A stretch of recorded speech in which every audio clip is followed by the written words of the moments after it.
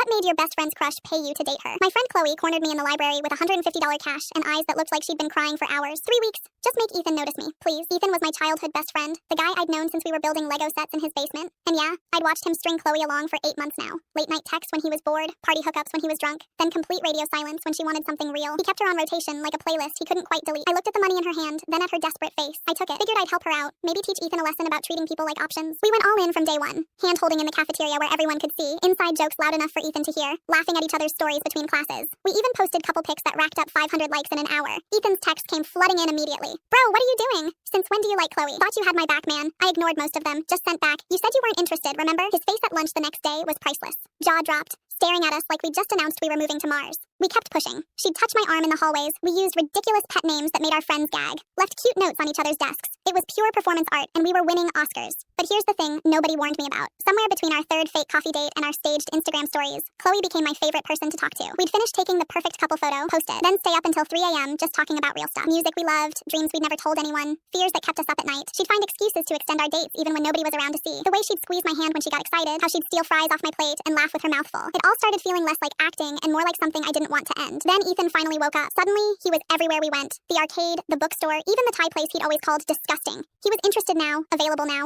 Everything Chloe had wanted him to be for 8 months. He went full romance movie mode. Flowers delivered to her classes, her favorite iced coffee waiting at her locker every morning, even dedicated a song to her on the school's morning announcements. I watched Chloe's eyes start shifting, looking for him even when we were together, her smile getting brighter when he was near. It hurt worse than any breakup I'd actually been through, like I was willingly stepping on glass every single day. 3 weeks to the day, Ethan asked her to prom with a poster and everything. She called me that night, voice shaking. He finally asked. I got what I wanted. So why does it feel so wrong? My chest tightened. Maybe because you're not sure what you want anymore, I said quietly, but you should go with him. That was the whole point, right? She went silent for a long moment. Will you still come to prom, please? I said, no, go with him. I showed up alone, stood in the corner nursing punch that tasted like diabetes. Chloe walked in wearing this red dress that made everyone stop and stare. Ethan right beside her in a matching red tie looking smug as hell. They looked perfect together, like a magazine spread. I wanted to leave, but my feet wouldn't move. An hour in, I watched them dance to some slow song, watched Ethan's eyes wander to other girls, even while holding her. Classic Ethan finally got what he wanted and was already bored. Chloe found me outside on the steps 20 minutes later, mascara slightly smudged. She sat down without asking, our shoulders touching. He spent the whole dance looking at everyone but me. The second he had me, I became boring. She turned to face me, grabbing both my hands. But with you, everything felt different, electric, real. Can we try this for real now? No games, no Ethan, just us? Every part of me wanted to say yes, wanted to pull her close and forget the last 3 weeks of torture. But I shook my head and stood up. I can't, Chloe. I can't be the guy you run to because Ethan disappointed you. I watched you light up every time he walked in a room while you were holding my hand. That killed me. She started crying, telling me it wasn't like that she'd made a huge mistake. It broke something in me to see her hurt, but I couldn't do it. I pulled out the crumpled bills from my jacket pocket and pressed them into her palm. Find someone who is never your backup plan. Someone who's your first and only choice. I walked away before my heart could overrule my head, leaving her crying on those steps. Sometimes loving someone means knowing when to let them go.